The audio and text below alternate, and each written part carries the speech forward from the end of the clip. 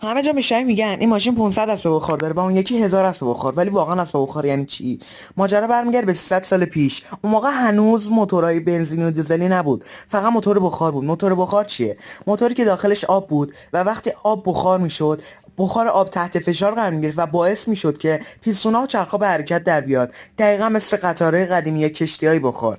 یه مهندس اسکاتلندی به اسم جیمز وات میخواست قدرت موتور بخارش رو به مردم توضیح بده و بگه. برای همین اومد با چیزی مقایسه کرد که همه میشناختن و ازش استفاده میکردن: اسب.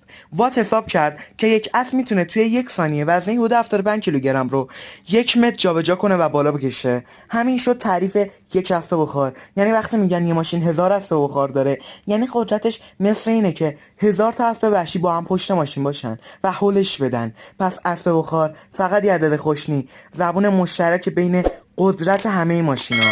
اگه دوست داشتی منو سابسکرایب